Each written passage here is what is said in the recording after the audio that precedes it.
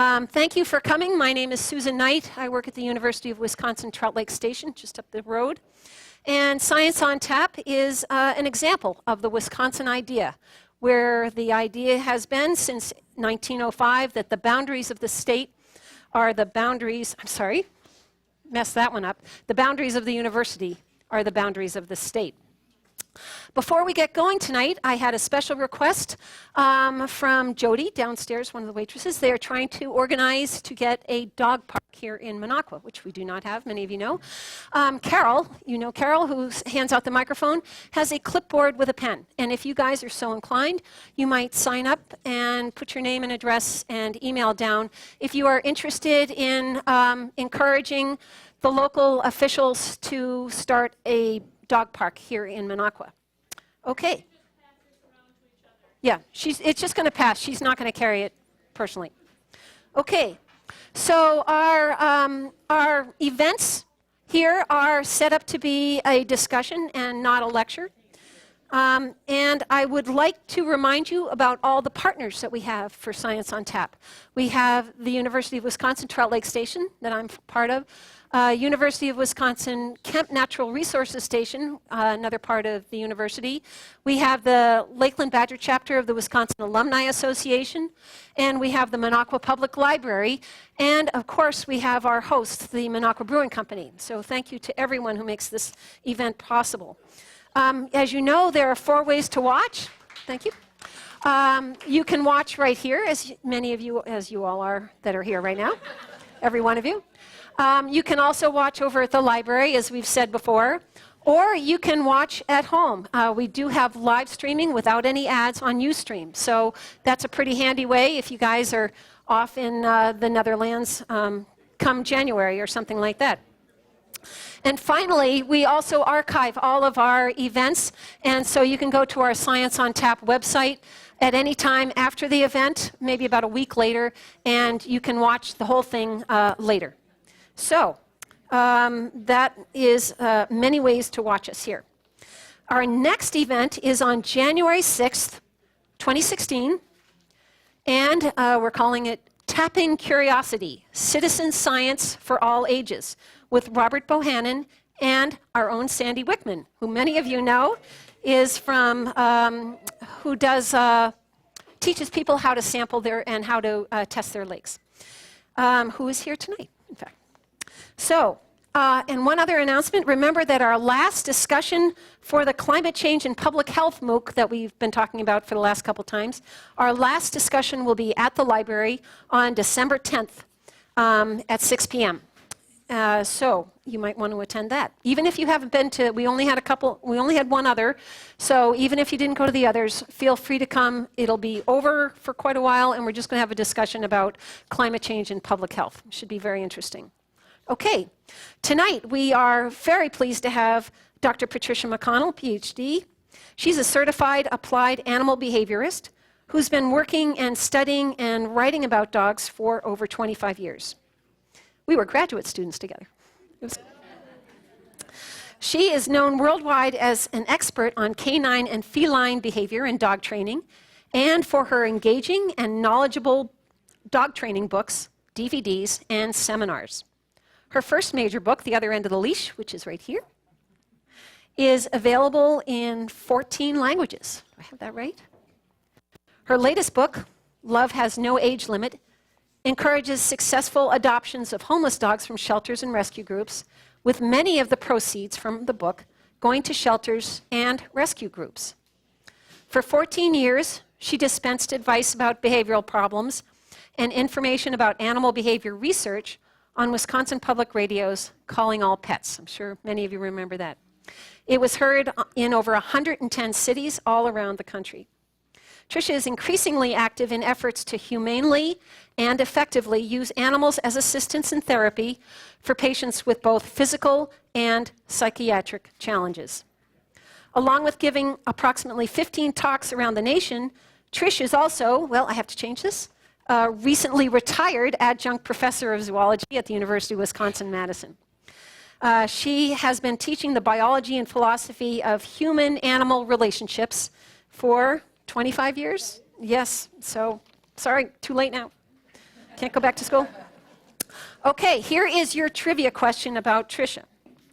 Why did Tricia and her border collie Drift herd sheep into a stranger's garage at a herding dog demonstration? A, the garage was filled to the rafters with apples, and the sheep were hell-bent for the buffet. Or B, Tricia forgot her whistle, and she discovered that border collies, as smart as they are, do not understand English. Or C, it was another case of misplaced trust in a GPS unit. What do you think? Forgot her whistle.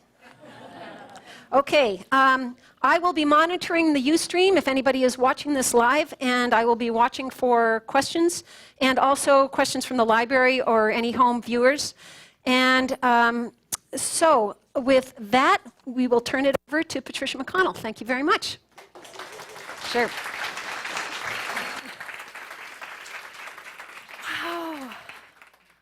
I'm so sorry nobody here loves animals. It's just you and me, but here we are. We'll just manage. Well, I should quickly explain about the garage. Actually, border collies do understand much of English. However, they can't hear you if a huge band strikes up right beside you when you're trying to signal your dog to bring you sheep that are 200 yards away, and your dog can't hear you, and the band goes off, and the sheep panic, and they run through a very, very solid-looking 6-foot-high hedge that looked solid, but no, it wasn't, because the whole flock just disappeared like Alice in the Wonderland through the hedge. So my poor partner, Dr. Nancy Raffetto, had to stand at the microphone just making stuff up while I ran 200 yards across this field, disappeared into the hedge like the rabbit, discovered myself in suburban Waukesha. Seriously, it was like a movie. I was like in a field and I was in a suburb, and it was like, where the hell are the sheep? And they were, you know, like there's a street, and anyway, so they were on somebody's porch. So this was Cool Hand Luke, who was the dog I had at the time. So Luke got them up the steps, around the porch, got them off of the porch, and we're taking them back to the hedge. But of course, the hedge is solid, and the sheep were no longer panicked. They were like, we're fine here. We don't want to go over there because there's a band playing, and they're loud and noisy, so we're going to stay here. So we're trying to get the sheep to go through this, impenetrable hedge. And I'm trying to, create an opening, and the sheep are like, no. So they decide to go into a garage next door, and it's like it's like your garage, right? And if you live in a suburb in Waukesha. And so I'm like, holy moly. And so I send Luke. He goes around, around the car. I mean, there's a car. I mean, this is a garage, right? So he goes around the car. He sort of peels the sheep off of the area with the shovels and everything. And they're just coming, and we get them out, and they're just coming out, and I'm not making this up. I hear, Muriel, there's sheep in the garage. And then, as we finally do disappear through the hedge, I hear, oh, Frank.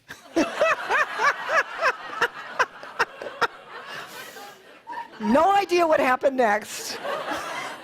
Have another beer, Frank. Come to Minocqua Brewing Company. Okay. So I'm just going to get us all started. I can't wait to be talking to all of you, at least not all at once, but I'd love to start the discussion, but I want to start it by talking about a story from one of my early days when I was first learning to be a scientist and doing my early work for my dissertation. So some of you might have read this. It's from the other end of the leash, and it's from the chapter about sound. So it goes. When I was at racetracks on the Texas border doing research for my Ph.D., I wanted to see if the sounds we make to get our animals to speed up and slow down are the same no matter what language we speak. I had already gathered lots of recordings of English-speaking dog and horse handlers, but this was my first attempt to record professional animal handlers who spoke a language other than English. Regrettably, my search for racetracks on the Texas border uncovered that there was no parimutuel betting in Texas. No betting meant no money, and no plush white painted stables and brick-lined walkways like the ones I'd seen on television. The track and stables I drove into were run down and dirty and surprisingly empty. This is the reality of science research, just in case you think it all is like laboratories and white coats. Little did I know that racing had been suspended there because of 2 murders in the last month. Seems the track I had chosen was a wasp nest of 2 kinds of drug trading, illegal drugs for humans and illegal drugs for racehorses to enhance their performance. I was looking for a cross-linguistic sample of animal handlers and wanted to see how Spanish-speaking jockeys sped up and slowed down their horses. Later, I would compare them with horse and dog handlers who spoke English, Basque, Chinese, Peruvian Quechua, and 12 other languages. But right then, I needed Spanish speakers who had never learned English, and all the jockeys who were hanging around the old rundown racetrack either spoke English or spoke both languages. But they said, wait for Jose. Jose, he'll be here any day, and he knows lots of trainers and jockeys who speak no English, and he'll take you to them. And they were right. Jose knew absolutely everybody, and everybody knew Jose. And although Jose was as perplexed as the rest of the stable about what I was there for, he agreed to take me around to trainers and jockeys who spoke only Spanish so I could record them working with their horses. As we drove off into the hill country of southern Texas, me idiotically letting him drive, this man I'd never met before, right? We stopped at a convenience store at the edge of town. Jose returned, it was 8 in the morning, with a 6-pack. Popping a bud, he lit a joint the size of a cigar and said, okay, Patricia, we take you to lots of guys who talk to animals, okay? Want a hit? I declined and felt for my Swiss Army knife. Jose, however, kept his word. I must have gotten 5 good recordings of non-English speaking trainers and jockeys. It quickly became clear why Jose, however, knew everyone and was happy to drive me around. Each time we arrived at a new place, I studiously ignored the fat, oblong plastic bags surreptitiously passed from Jose to the trainers. I fussed with my equipment while Jose completed his main order of business and then explained why I was there. God only knows what Jose said to them. My halting Spanish couldn't begin to follow their conversations. They clearly thought I was crazy, but still they accommodated me as you would some endearing, harmless alien. After a full day of recording, Jose and I drove back late in the afternoon. I was exhausted and relieved and happy to have gotten so many good recordings of Spanish-only speaking horse handlers. Budweisers and joints aside, Jose had been relentlessly helpful. All day long, he had patiently sought out handlers, translated between us, and helped to lug around equipment and handle fractious horses. The sun was beginning to set when Jose suggested we stop and drive to a little lake where he could park and watch the sunset.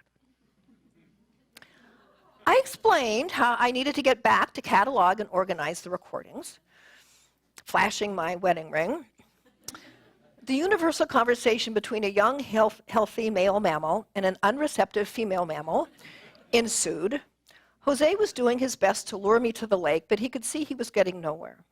Finally, in desperation, he said to the woman who had been obsessed with getting high-quality recordings of sound all day long, "Patricia, please come to the lake with me.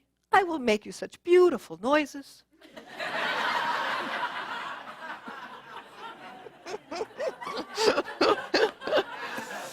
I never did get to hear those noises.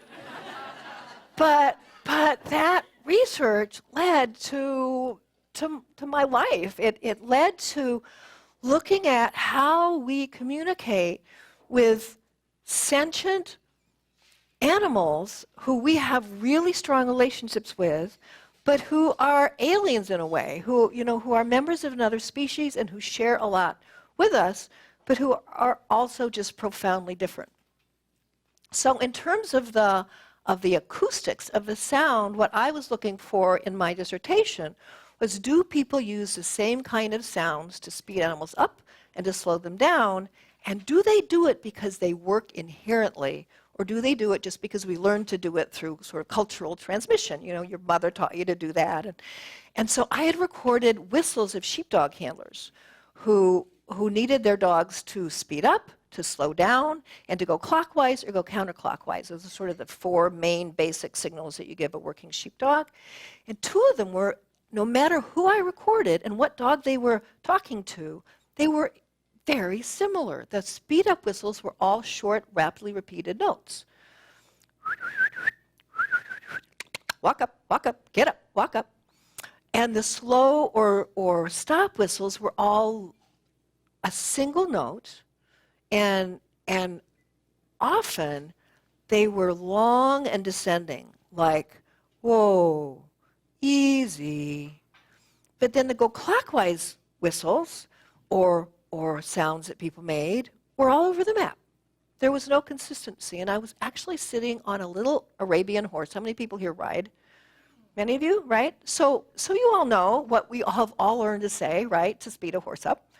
But I wanted to slow this horse down because it was windy, and horses can get really silly. There are lots of smells blowing around, and they're prey animals. They're it's very important to sort of pay attention to their environment. And so this little Arab gelding was just getting sort of prancy and silly, and I was thinking about my research. And he was prancing too much, and I was like, whoa. And I realized that looks on a sonogram or a picture of sound just like the whistles that people use to stop their border collies. I was like, well, that's interesting. Oh. So my horse stopped, and so I did what I was taught to do. What do you do to get a horse to walk forward? Right? Which is exactly structurally like to get a border collie to start moving up and increasing motor activity and moving the sheep forward. And I literally, it was one of those moments in science that we all feel privileged to get. One of the most exciting things about science is an opportunity to discover something. And I felt like I'd made a discovery. It was like there was this universal structure that we all sort of knew, but nobody had really looked at it in terms of animal communication. And if you look at other communication, it's absolutely ubiquitous. It's universal. What kind of music do they play at a funeral? Short, jazzy, quick notes? You know? No. How do auctioneers talk? Right? So there does seem to be, if you look at all these different fields, universal responses in training, they call it, to certain kinds of sounds. Short, repeated notes tend to speed up activity. So if you're trying to stop your dog, is the best thing to say, stop, stop, stop, stop, stop? It's not, right? Right? But usually the reverse mistake is made. I'll see people calling their dog to come, and they say, Ginger, come. And what's even worse is because we're primates and we're not dogs, and because we're very social primates, we do what most primates do if we want to engage with somebody. So if I want to engage with Susan, I'll go, Susan, right? That in dog language means stop. So people say, Ginger, come. And Ginger's like, okay, I'm not going anywhere near you. I heard you. And then we get irritated because the dog's not doing what we said, because we said come, right? And then we get mad, so then it's louder. It's like, Ginger, I said come. And Ginger's like, I hear you, I'm not coming anywhere near you, right? So it's just this relationship we have with dogs and other companion animals is so interesting when you look at the science behind it, because we share so much. I mean, look at dogs. Dogs are one of the few mammals that are exceedingly playful, even as adults. That's not that common in adult mammals. How many times have you seen adult dairy cows frolicking in the field? You know, throw a soccer ball in and just see what happens, you know. They're actually really curious. I love cows. They're super curious. But they don't frolic that much very often. Deer, how many times do you see adult deer playing? You know, they don't. Playing is a very interesting behavior. It's risky, it takes a lot of energy, but it's seen in highly social species, especially predatory ones, and it's seen in very high rates in canids, like wolves and dogs, and in humans, right? So we share so much. You know, we share a love of play, for example. We're super social, and yet we have these these miscommunications. How many of you like to hug your dog? I do. I love to hug my dog, right? You all know where I'm going, right? You heard me on the radio, or right? How do dogs feel about having an arm around their shoulder? Imagine this, your dog is greeting another dog, you're in the neighborhood, you're on a woods trail, you're at the dog park. Two dogs come up, and one dog sidles up to another, slams a foreleg over the shoulders of the other. They actually do that, and it's called standing over. And dogs will put both forelegs on the top of the shoulders of another dog, sort of at 90 degrees. It's called standing over, and it's, as best we understand it, an attempt to control the interaction. It's a relatively dominant-like behavior in which dogs are basically trying to control the behavior of another dog. Thus, one of my saddest stories as a behaviorist was a sweet young man who came to me with his hand mutilated. No, I'm sorry, it wasn't his, it was the trainer. He got a dog from a shelter. He's a very sweet guy, adopted a dog from a shelter. Big, huge yellow Labrador, male, unneutered. Just gotten the dog and he went to classes the next day, which is never a good idea. Way too soon, right? So went to family dog training classes. The trainer was trying to get the dog to lie down, and the dog wouldn't lie down. And she did what she has now learned you never do on a dog you don't know. So she put her arm around the shoulders of this 80-pound dog and then tried to use the other arm to pull his forelegs out and then press down on his shoulder. He bit this hand so badly that he literally shook her like a doll across the room. He injured her hand horribly. And so the young man came to see me. He made the choice. He ended up deciding to euthanize his dog. Now, it was a really sad case. Who knows what would have happened with that dog? But the fact of the matter is that dog's interpretation of this was, I don't know you. I don't know who you are. How dare you assault me like that? And that's just because he's a dog and we're humans. So I hug my dogs, but I always say, I'm sorry when I'm doing it. I condition them. It's not so bad because when I hug you, when I first get you, you get a piece of chicken. And I know perfectly well that I'm not doing it as a reinforcement, right? It's like a punishment to them, but they're like, she gives us organic meat. We have a veterinary acupuncturist. We're border collies. We get to work sheep, but we get to sleep on the couch. I guess I'll put up with it, right? But it's a perfect example of this disconnect. And so a lot of the questions and the problems that we have with the animals we live with are often because we're one species, they're another, and sometimes we don't understand each other. And it's my argument, and I'm going to throw it out to you now, it's my argument that we're supposed to be the smart ones, right? So it's our job to try and see the world through their eyes as best we can and try and understand how they interpret what we do. So that's sort of what I do, basically, is try and be a bridge or a translator. So I'm sure there's not one person here who has a question about animal behavior or their dog's behavior. But maybe this is a good time.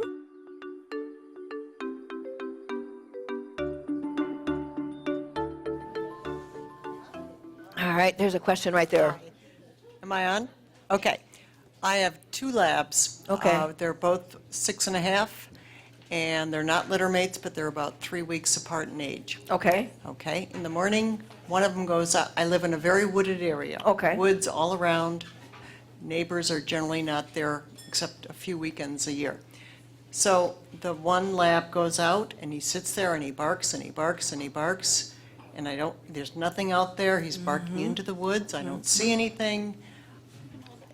I just wondered, what's he thinking? Why is he doing that? And what is he barking at? And he also, of course, barks when anyone comes driving down the driveway. But that's and understandable, that's fair. right? And so I don't know right. whether to correct. I don't correct when someone's Right. coming in the yard, but I do. It gets annoying. This is actually a really good question because dogs seem to be barking at ghosts.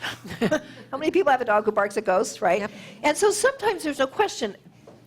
Our dogs are barking at something we simply can't perceive. You know, I mean, our senses are pretty good, you know. Our sense of hearing, it's pretty good. Our visual system is pretty good. But we need to keep in mind that dogs also have a phenomenal ability to hear very, very faint sounds, especially at high frequencies, which we often can't hear. They have phenomenal vision for movement. They have great movement acuity, so they can see something move from very, very far away. I've heard it said that a dog can see something move an inch at a half a mile away. I'm not positive that's true, but I've heard it said. They are very movement conscious, as many predatory animals are. But there's something else, is that they can smell. You know, and that's one of the huge disconnects with us and dogs, is we are capable of smelling.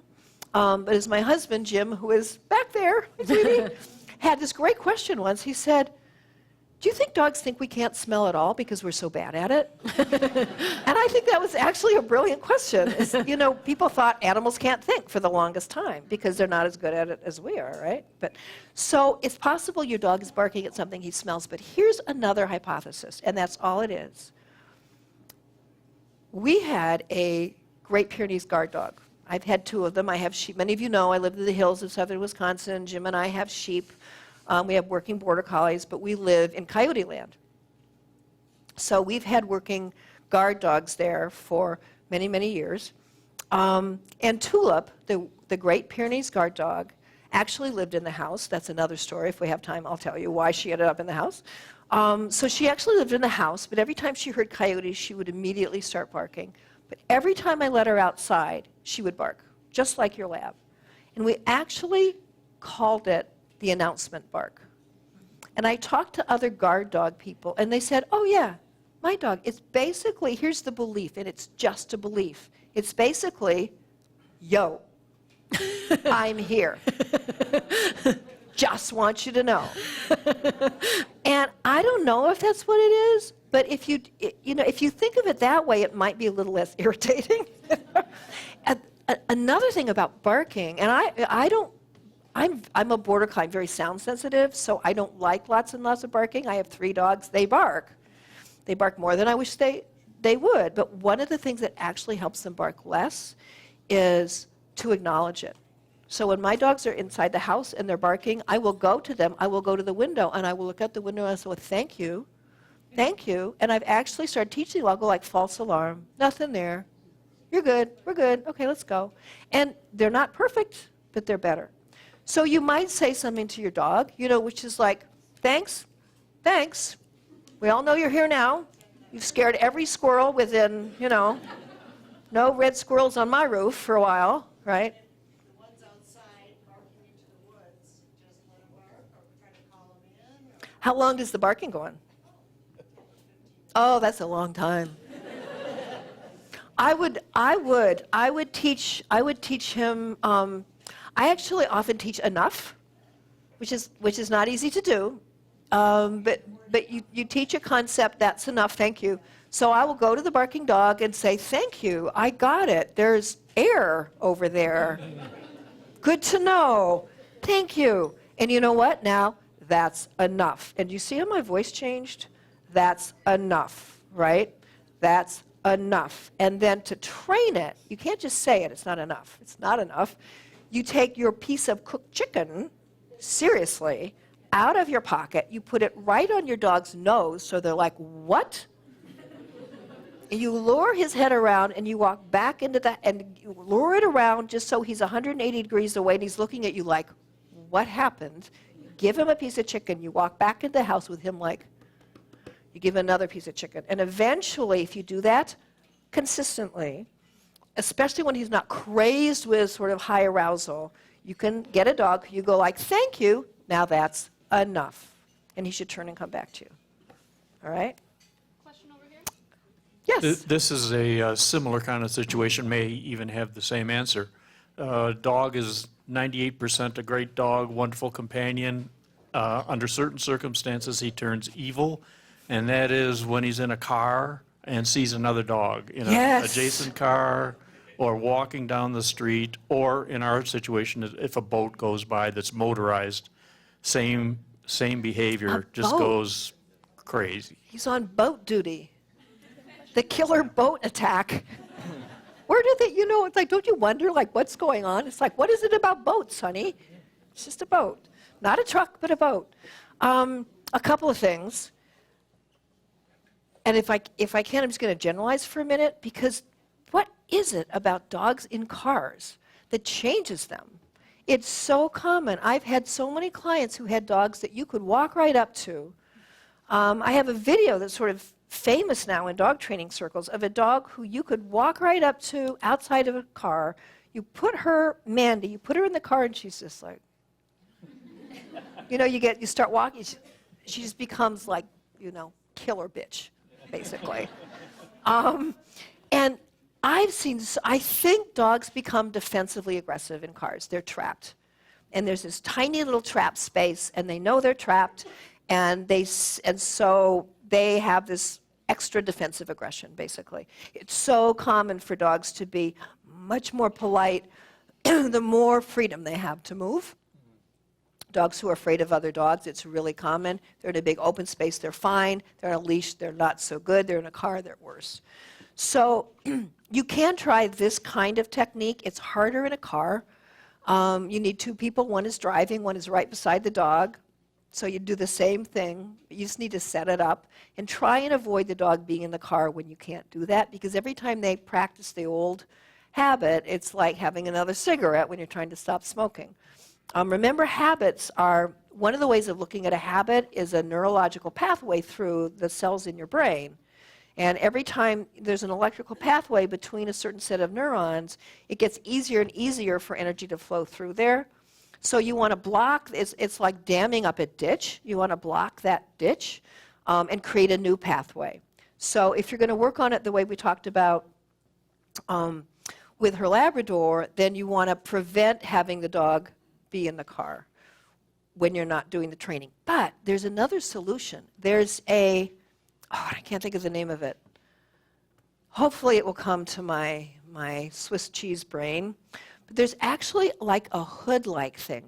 It's not blinders. It's that you put over a dog's eyes, and they can see. They can see, but it dampens what they see. It's like sort of looking through a thick screen. You can see, but you can't see particularly well. And it was developed for that exact reason by Trish King at the Marine County Humane Society, and it works really well. Really, really well. The name will come to me at some point. Maybe another beer will help. Anyway. So another question. This question is, are dogs self-aware? And why I ask that is, my present lab, like all my other ones, always investigates other dogs. I don't own any full-length mirrors in the house, and if I'm at a place where she encounters one, she doesn't investigate that dog. Right. Right. Oh, you asked the question of the night, because there are a lot of very, very smart neurobiologists, psychologists, and philosophers who are working on that question right now, way above my pay grade. But here's what I can tell you. Maybe. That I love that you asked that, because the whole question of self-awareness in non-human animals is just a huge one and a fascinating one.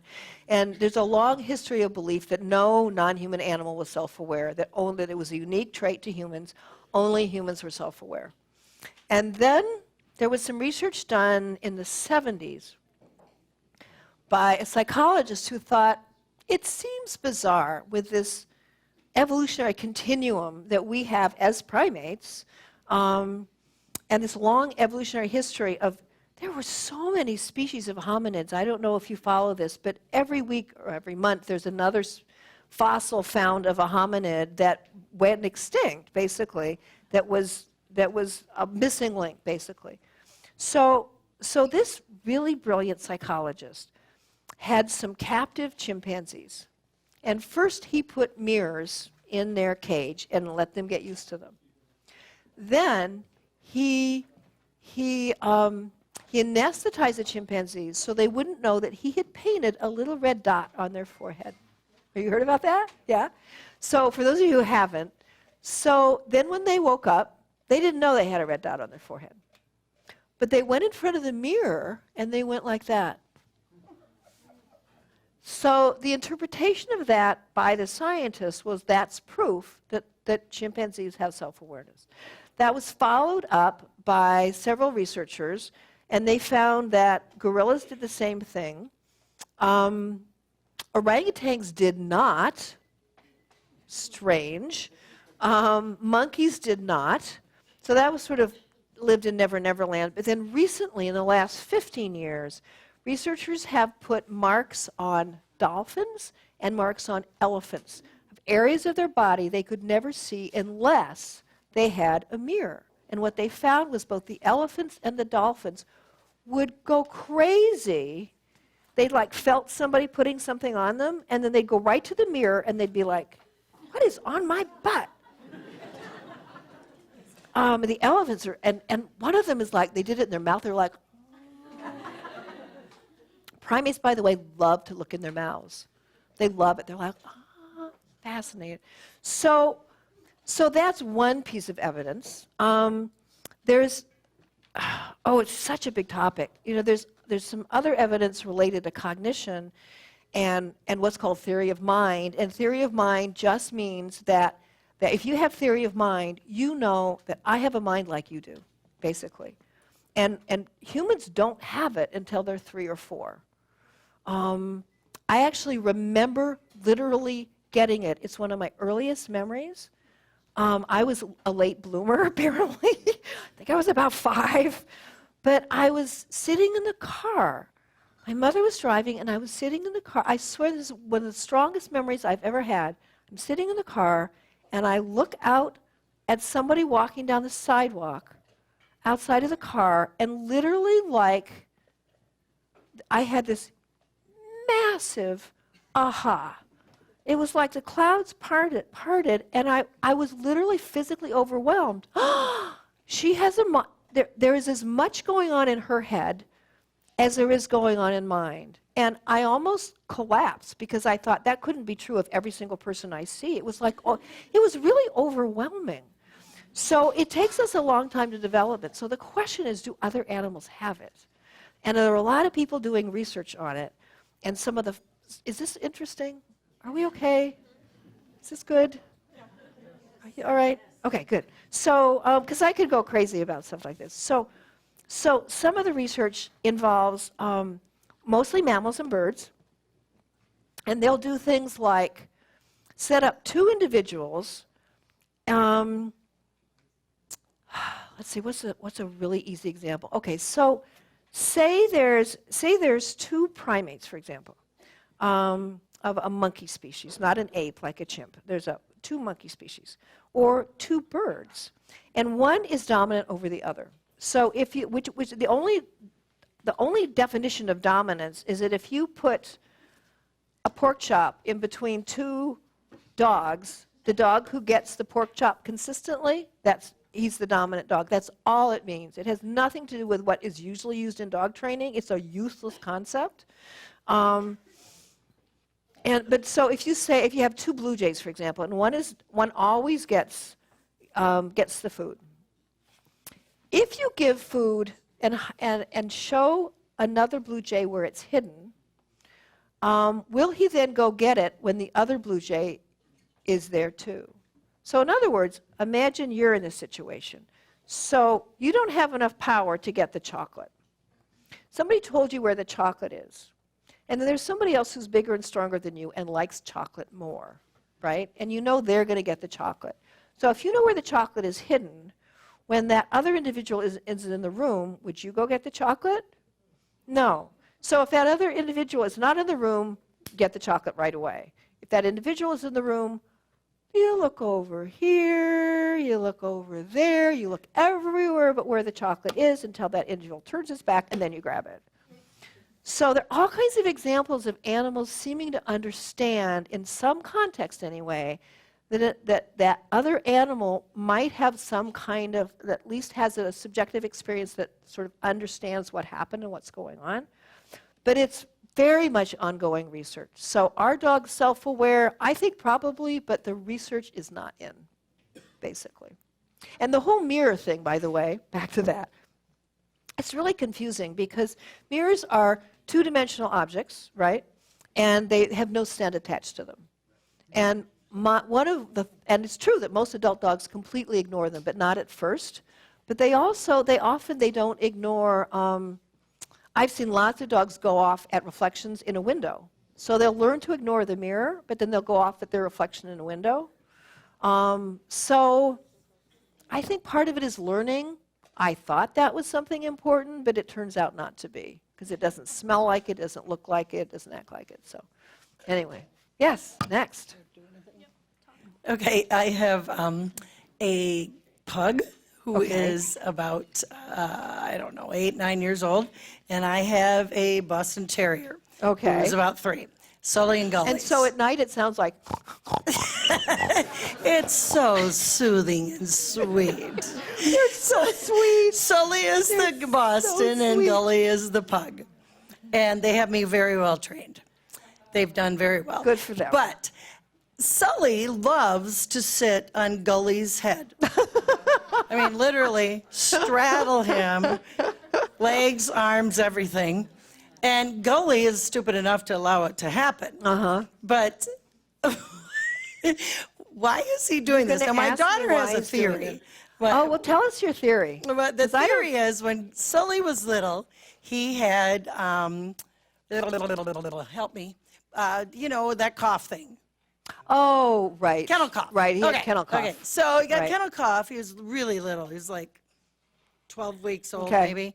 And we had to take him in and blah, blah, blah, blah, blah. But the only time he could settle was when he was laying on Gully. Oh, And so Michaela thinks that that's why Sully sits on Gully's head right on well, it his makes hinder end. sense. If, he got conditioned. He got conditioned that if you sit on the other dog, then you're peaceful and you're relaxed and it feels good. That's just Pavlovian conditioning. So I've known quite a few dogs who would sit either on a cat or another dog when that individual was being either noisy. I've had a lot of clients whose dogs literally would sit on another dog when it was barking a lot, and they would just sit on their face. And I mean, the only possible interpretation is like, this is the only way I can shut you up. So actually at dinner once with a bunch of animal behaviorists and dog trainers, after a little, probably too many, drinks from the bar, we decided that we should teach dogs your barking problem. That's it. You teach your other dog to sit on your Labrador's face. That was it. That was it. That was it. Teach one dog to sit on the other dog's head, and at least if it's barking, you won't hear it. So that was actually a martini answer, not a beer answer, but I thought it was pretty good. So, yes. We have a question library from question, yeah. online. Okay, I'm just going to read it. Okay. Okay, so I have 5 dogs, and one gets very aggressive with the 2 older dogs, especially if I am paying attention to the older dogs. Is there anything I can do to calm or train the aggressive dog so that he doesn't attack the old dog I'm paying attention to? Also, we are struggling to determine signs of when the attack will happen, except watching the eyes of the aggressive dog. It responds best to high-pitched, happy sounds. Okay. I think that's all I've got. Is that Okay, it? that is it. It looks like there's a word missing at the very end, but that's all I've got. Okay. Okay. So, but I think this is a common issue with a lot of us who have more than one dog, right? And it actually brings up another question related to the self-awareness question, which is, can dogs be jealous? Psychologists and neurobiologists often talk about the confidence we have that animals like dogs share what we call the primary emotions: fear, anger, disgust, really primitive emotions. But they talk about secondary emotions like guilt and jealousy as being something that requires a lot more cognition, a lot more cognition, and then possibly that those are unique to humans. I think guilt is closer to that, but I don't think jealousy is. I think jealousy is really simple. I think jealousy is just sort of a complicated form of anger. He's getting it, I'm not, I'm mad, because I want it, right? So it's really common. How many of you have more than one dog, and when you go to pet one dog, another dog basically comes up for petting too. We have 3 dogs, and every time I pet Willie, Maggie and Tootsie come up to be petted too, and every time I pet Tootsie, vice versa. So it's really common. It's really, the question is, what level of objection is the dog making? You know, is it just coming in and pushing in to get petted too, or is it actually attacking the other dogs? So I do have, to that question, I have a booklet called Feeling Outnumbered that is all about either preventing or treating relatively mild to moderate cases of that, which is basically just teaching dogs, like I think we teach children, at least some of us do, and I hope most people do and would, which is that you get what you want by being patient and polite. You don't get what you want by throwing your weight around. So there's several exercises in it, you know, and one is I think it's a great idea to teach dogs basically to do downstays just, you know, every once in a while, every evening, because you ask them to, because it teaches them impulse control.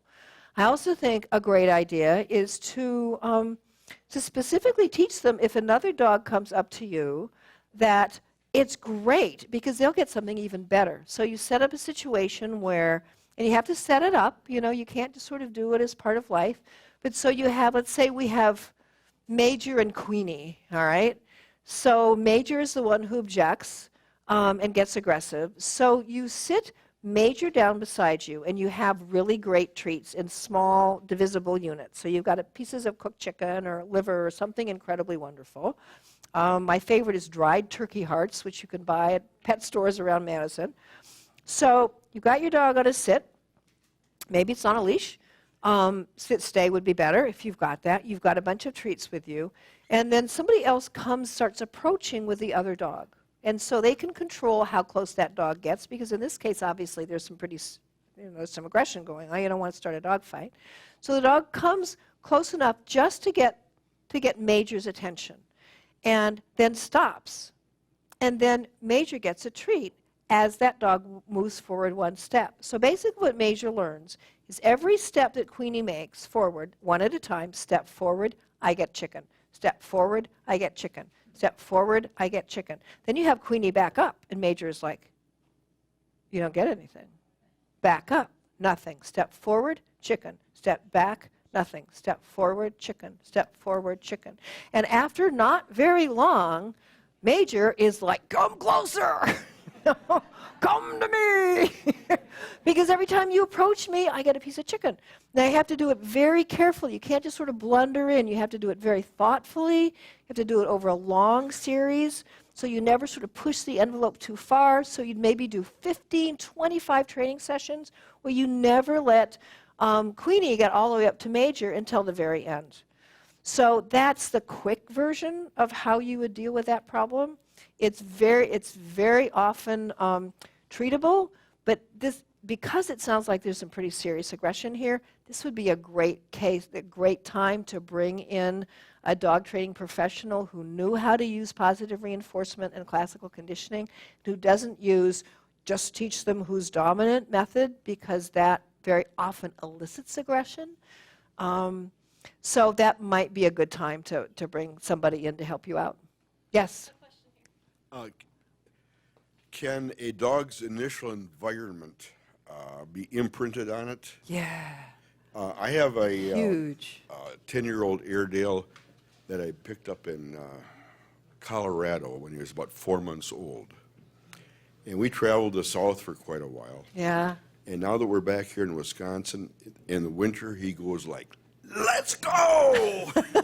I mean, really, it is so different. He's so happy. Oh, yes. Aww. And I'm assuming that it's like in his youth. Like I'm home again. Yeah. Yeah.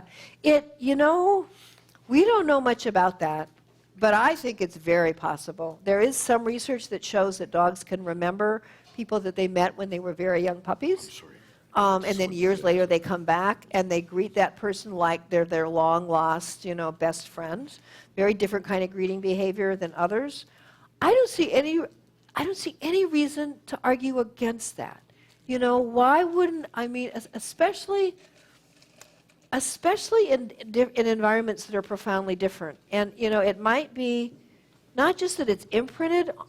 I mean, one hypothesis is it's kind of imprinting, but another is that I love it when I love the cool. I love the fresh air. I mean, I don't know where you were. Were you in the South where it was hot? Yeah. And moved where? Where did you move to? Hot, right?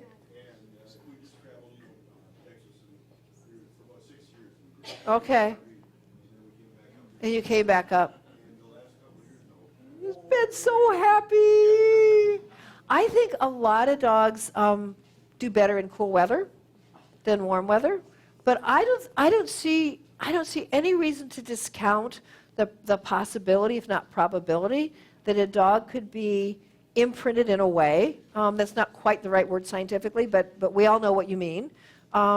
Conditioned to be particularly happy in a certain kind of environment and feel like I'm home now, you know.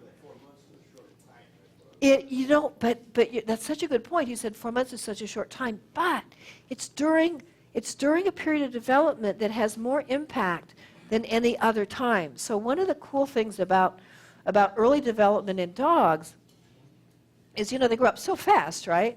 But the first 12 weeks have been found to be a critical period in development.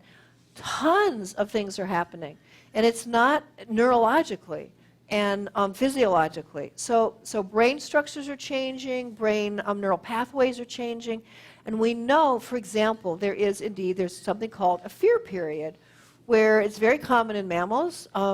You'll see little puppies, you see it in bear cubs, you see it in all kinds of young mammals. They're not afraid of anything. And they don't need to be afraid of anything if they're not capable of going off on their own.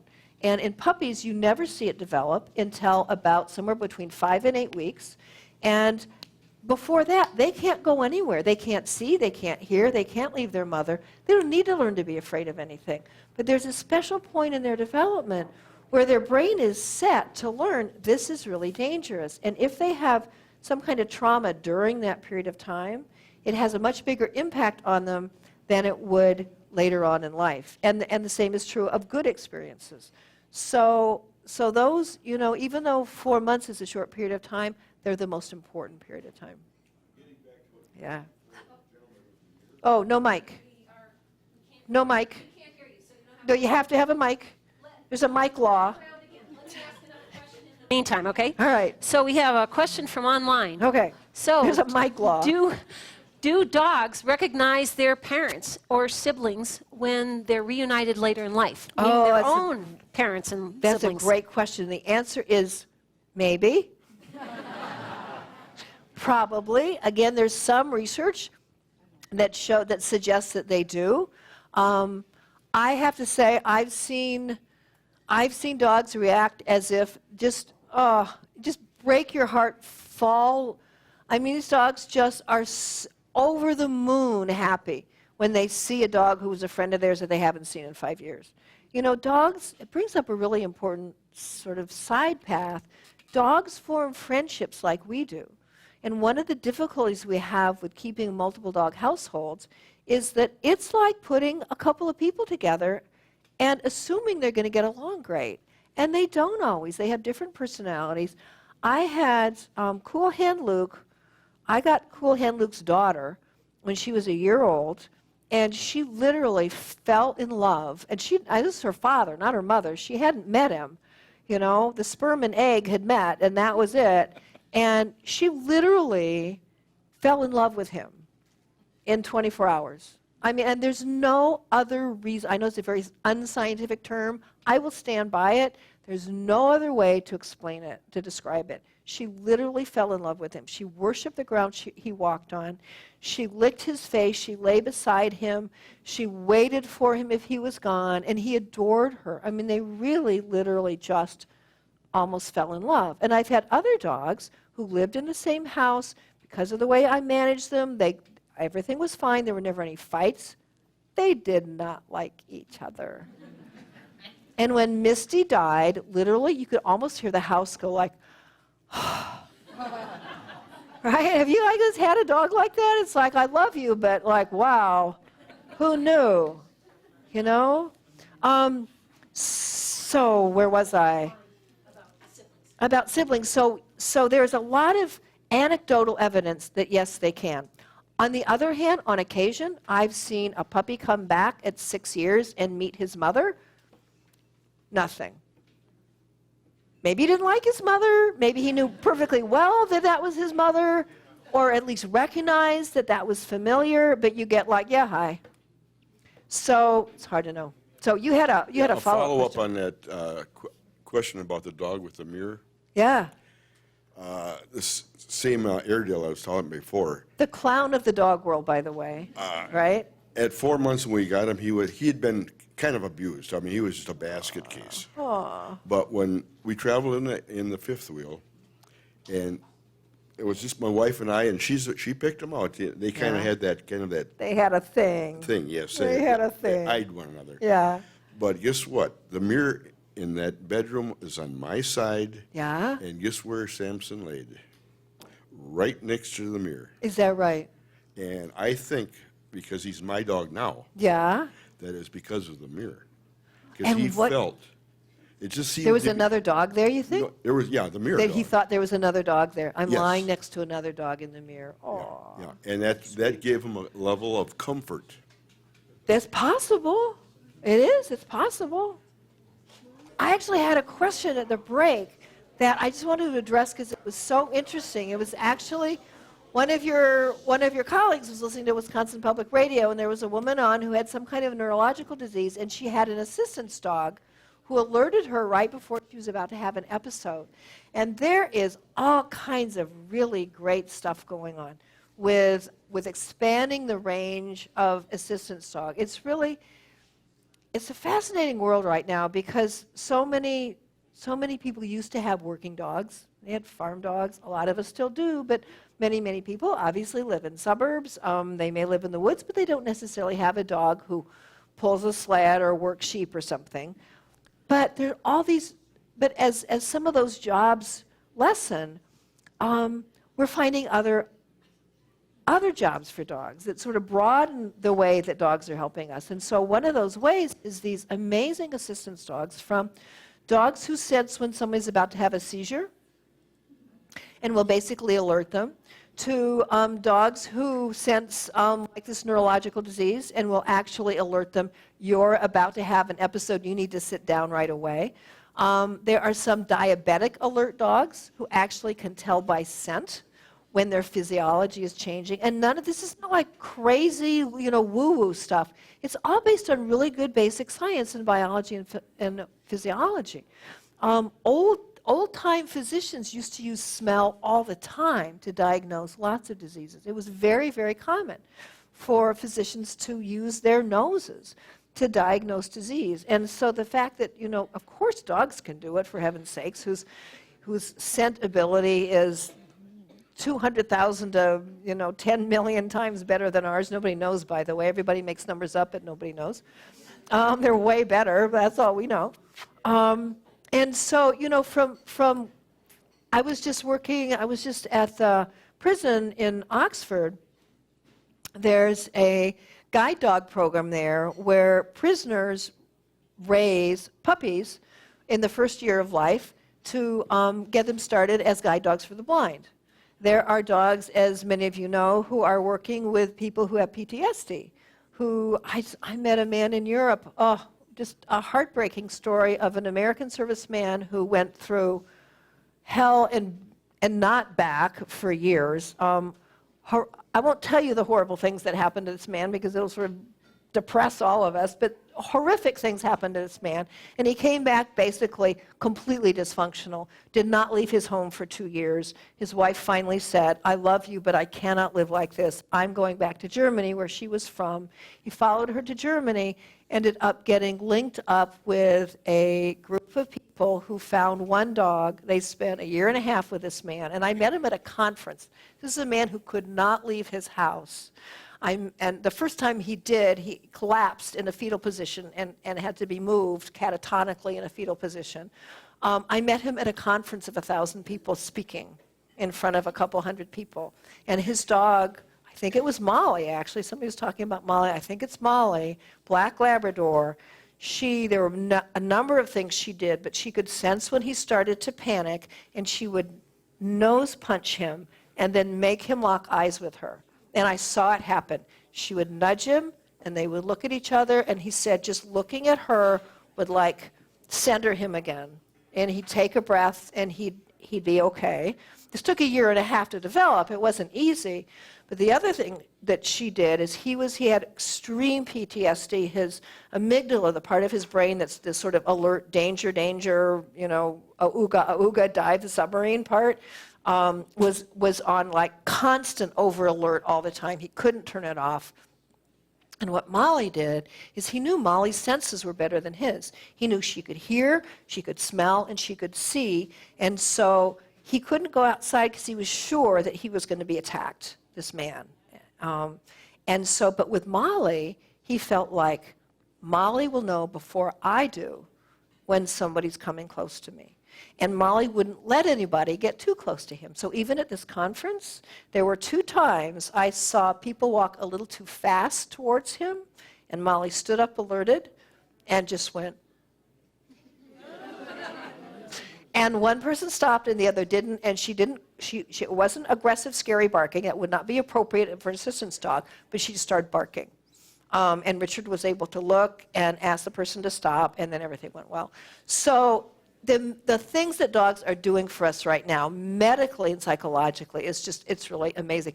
Plus sniffing out the tracks of endangered species, endangered tortoise in Nevada. There's an endangered snake in eastern Canada. They're dogs doing all kinds of work with conservation and endangered species. It's so cool. So I know you have more questions, so I should shut up. One right down here. Sorry, one right there. Oh, hello. Hi. Hello, over there. Over the cliff. Hello. Hello. I have a question about my family's dog. About your what dog? My family's dog. Oh, your family's dog. Okay. He's a 7-year-old black lab. Okay. And we'll go out on walks, and we'll go, we won't get like right next to other dogs, maybe about 20 feet, or at least the other side of the street. Okay. Because sometimes he'll see other dogs, no reaction, not at all, and then other times, just randomly, he will go berserk. Right. Very aggressive barking. And it doesn't seem to matter if it's a big dog or a small dog, or if the other dog barks or anything, and I just was curious And if why? you had any idea of what's up with that. Yeah, but that's such a good question, because, so why is there no pattern that you can find, right? And it's true that as a behaviorist with a behavior problem, especially one like that, we're always looking for a pattern. I have a story I tell dog trainers of a dog who was aggressive to visitors sometimes and not others, very aggressive sometimes and other times fine.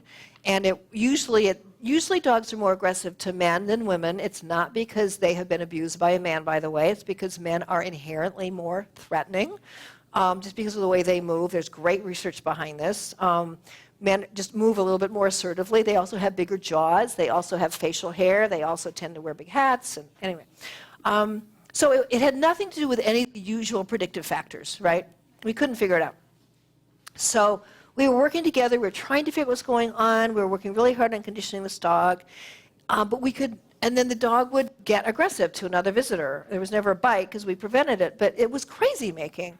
And finally, one of the teenage kids was there during a session, and they had never been there before. And they said, but don't you remember that this started right after the pizza guy came and delivered a pepperoni pizza and he kicked the dog? It was pepperoni. If you'd eaten pepperoni, seriously, you could eat pepperoni and 4 hours later walk in the house, the dog would go after you. So again, different umwelts, different worlds that we live in, the world of smell and the world of vision and sound. So there's probably a pattern that we're just not perceiving. But the other thing to keep in mind is that they're also just like us, and they're not always in the same emotional state, right? So arousal builds. So say your dog didn't sleep well. Seriously. That happens to dogs like it is to people. They had a long day. Something stressful happened to them. Then they got corrected. They didn't understand why. Then another dog walked by and nothing happened, but the dog was like, your mother. You know? Which dogs do. And your dog didn't do anything. But the next dog walks by and your dog is like, I am done. I have had it. And haven't you, anybody here ever, right? Like yelled or something because like you just had one thing after it was just too much, right? It happens to dogs all the time. And so one of the things when you're trying to solve that kind of a problem is I'll ask people to keep a journal. This is what happened that day. You know, it doesn't have to be a long, elaborate thing, but just keep track of what happened that day. And often you'll find patterns when you didn't think there were any. Okay? All right. Question over here. Right here. Hello. I have 2 dogs. My younger dog is a yellow lab, and it's a stray. Showed up at the in-laws' house, and knew basic commands, was neutered. Okay. They thought about 2. Tried to find the home, never found anything. So, we took it in. Sweetheart. Yeah, he is very sweet. Yeah. He has on switch and off switch, but he does have a few issues with possession, a little bit with his food, Okay. a lot with his ball. Okay. Not with us, with other dogs. Okay. Over Thanksgiving, sister-in-law had a puppy, and they were told that when introducing him, let the big dog growl at him. Establish dominance, like let the young one know, hey, no, don't touch me. But I'm also not okay with him growling at all because he is blind in one eye now. Okay. And at one of these points where he was growling at the young dog, there was a 2-year-old kid right in between. Oh. And nothing happened, but Right, but you are right yes, to and I'm have not okay red with him flags go off. growling. Right. One time this winter, it's so dark in the morning, I'm letting them out, and they were drinking water, my dogs. My other dog went to get a drink. Well, he thought he was going for the ball and got into a spat, whatever, Right. because it was dark out. So I just don't want anything like that to happen.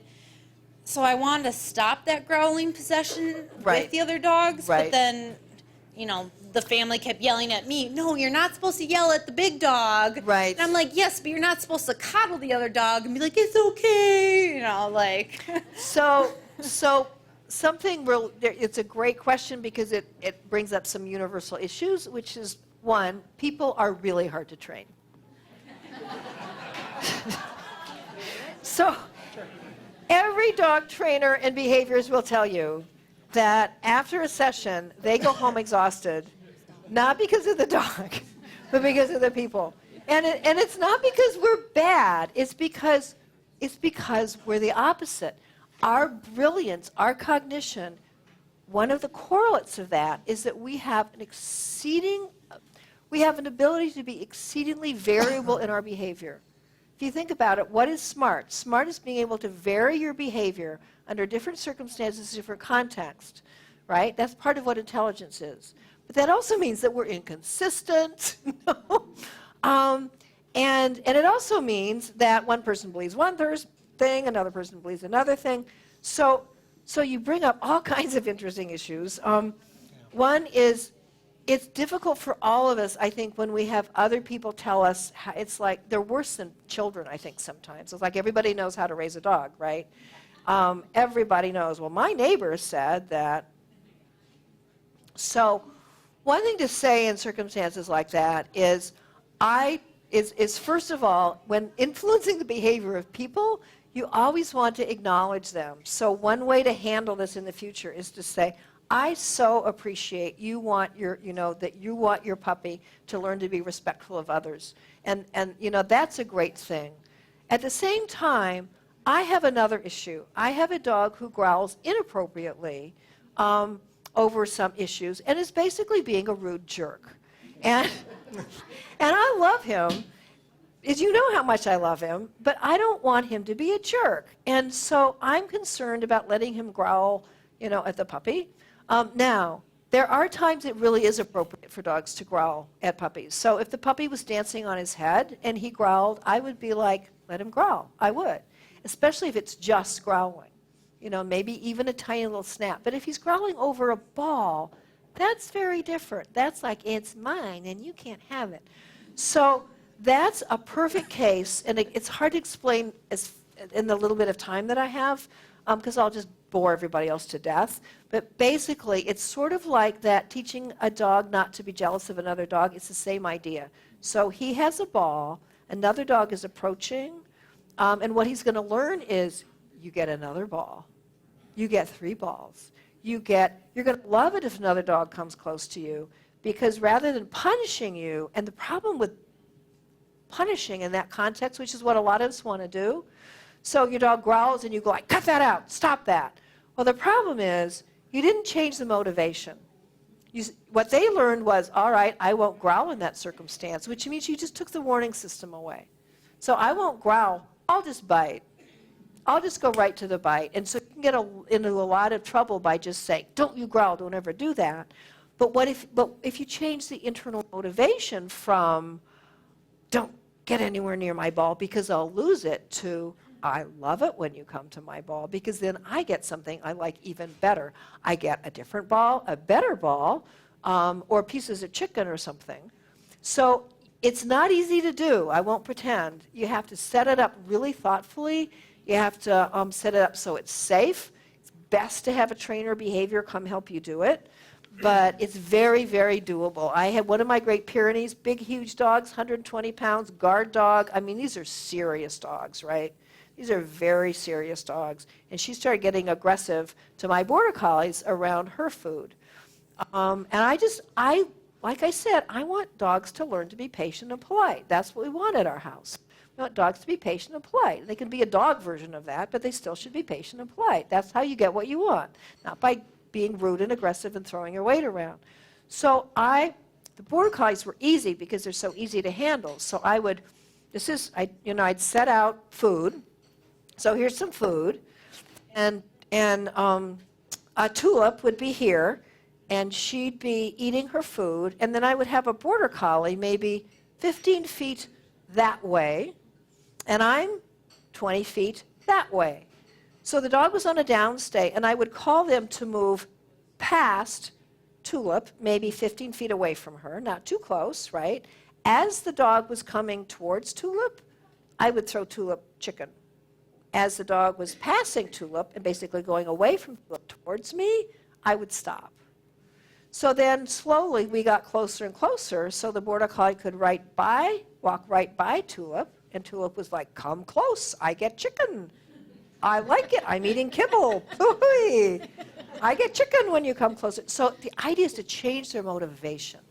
So that's what you need to figure out. And that's if there's any one thing to take away from tonight, it's figure out what your dog's motivation is and figure out how they can learn to get what they want by being the way you want them to be.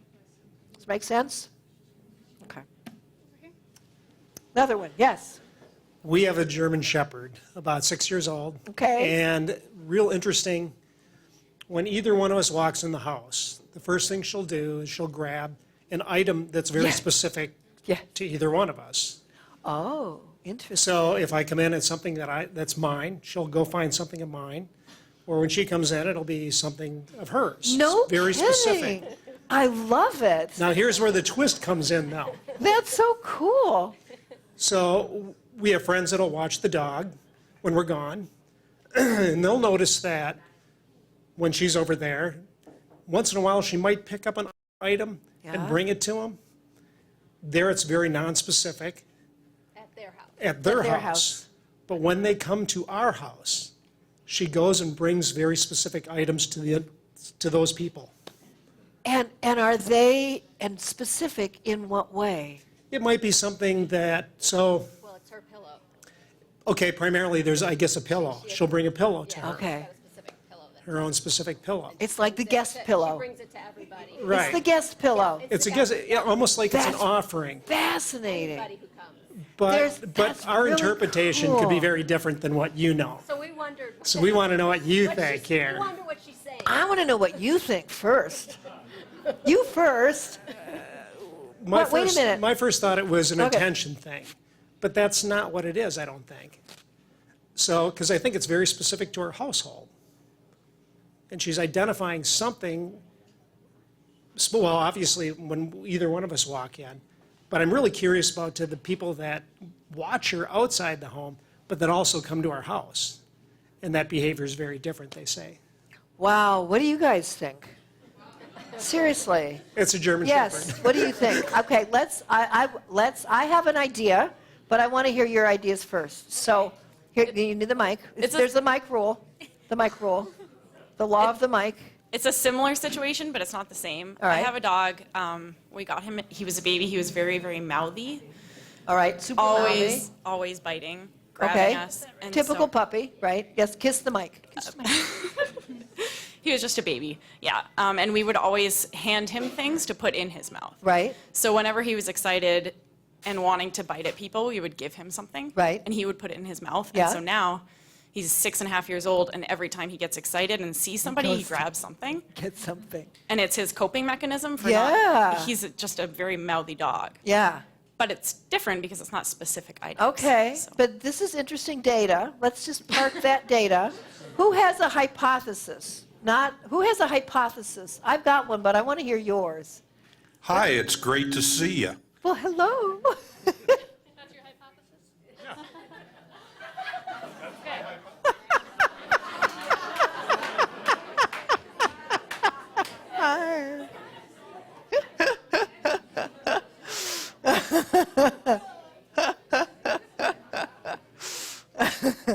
Go for it. Okay, so here's, anybody?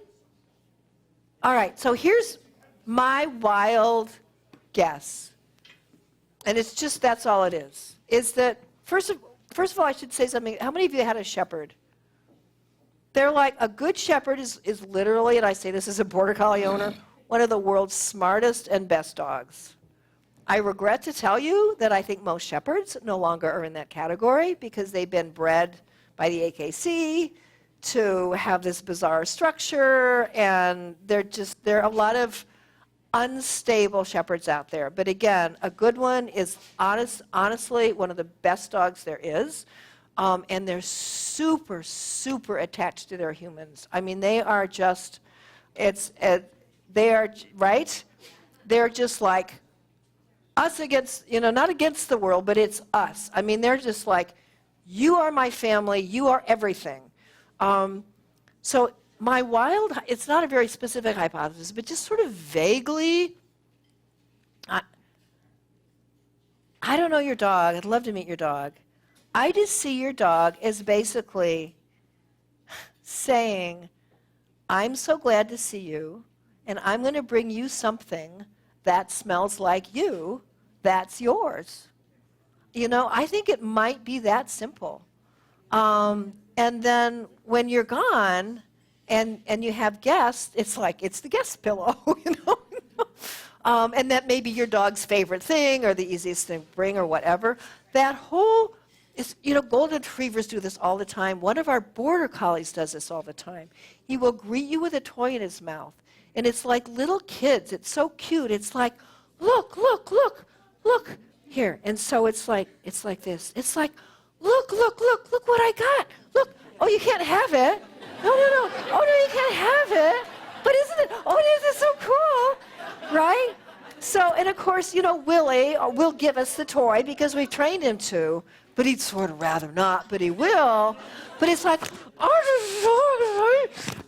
I'm just beside myself, and when I'm excited, I put something in my mouth,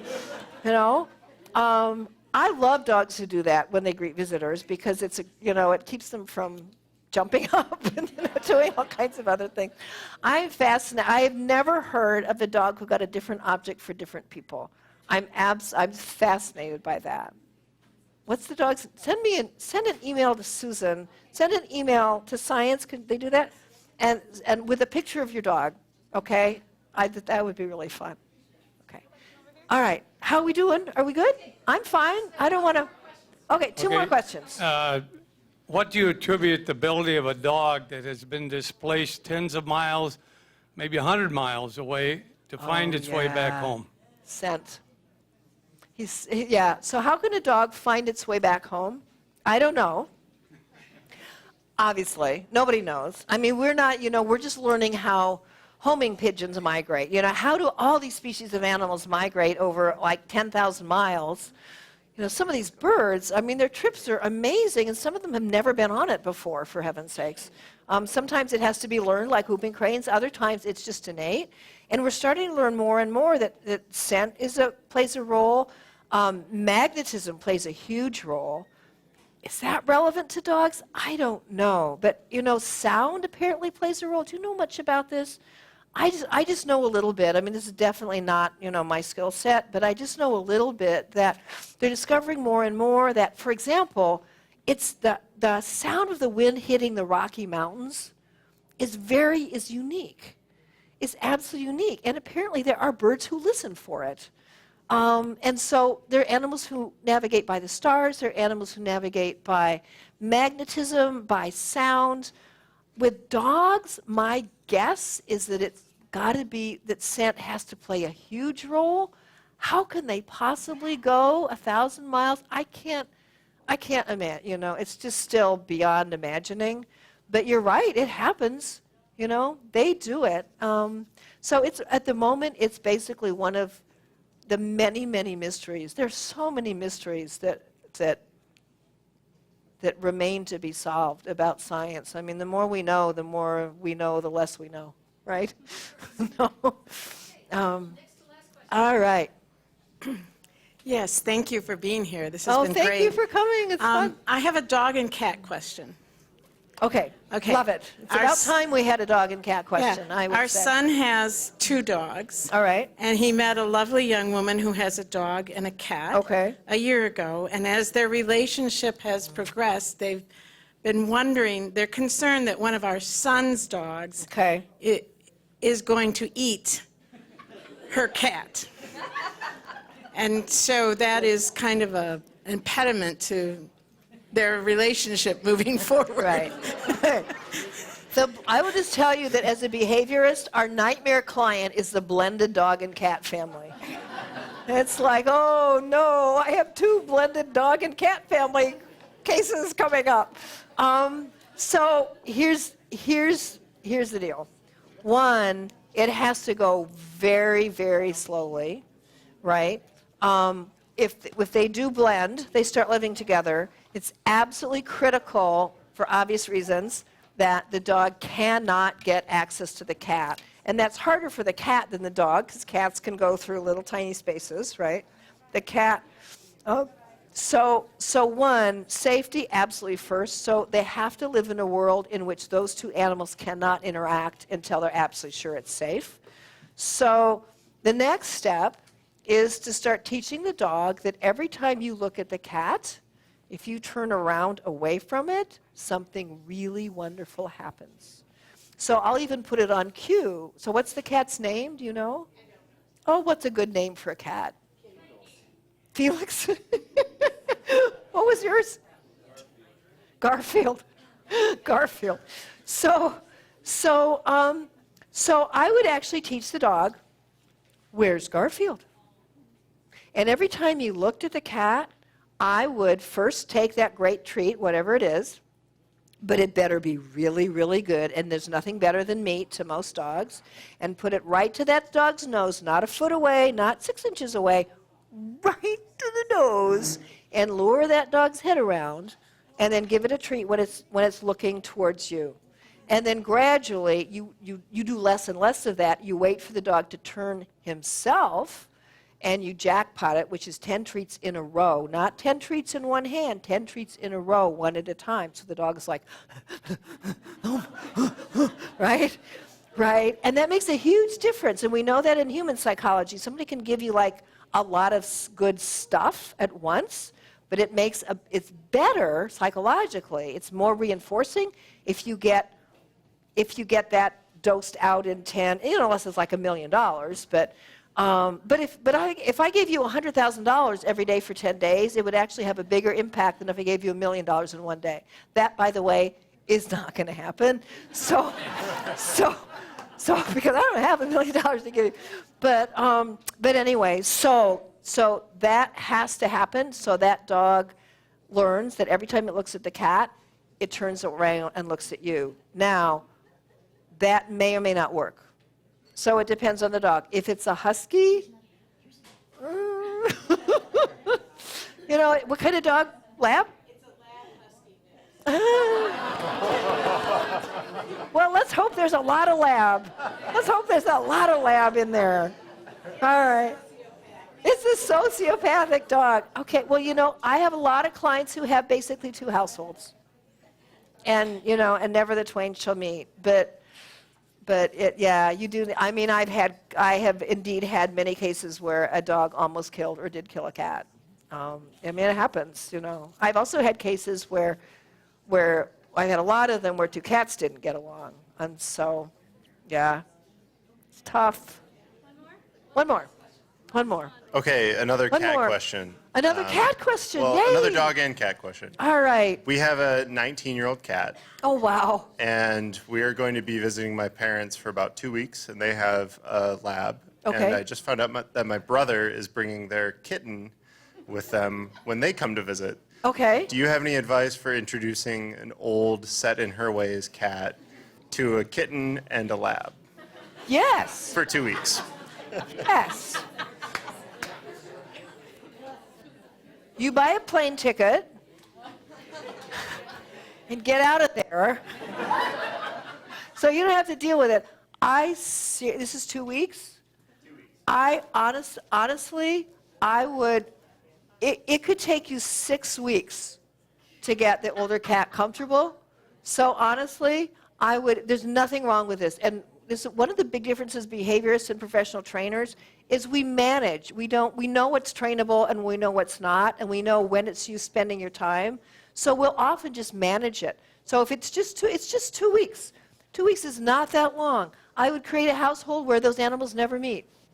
There's nothing wrong with that. Absolutely nothing wrong with that. Nothing, nothing, nothing.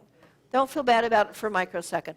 Or you know, one animal goes to somebody else's house or to a cat. There's nothing wrong with that. But I would not, a 19-year-old cat, a kitten, a dog, yeah. Management is your friend. Right. You have to end on the, you know, dog-cat stuff, right? All right. Thank you so much. Thank you, yeah, Dr. thank Patricia you guys. McConnell. Thank you. Thanks. Fabulous.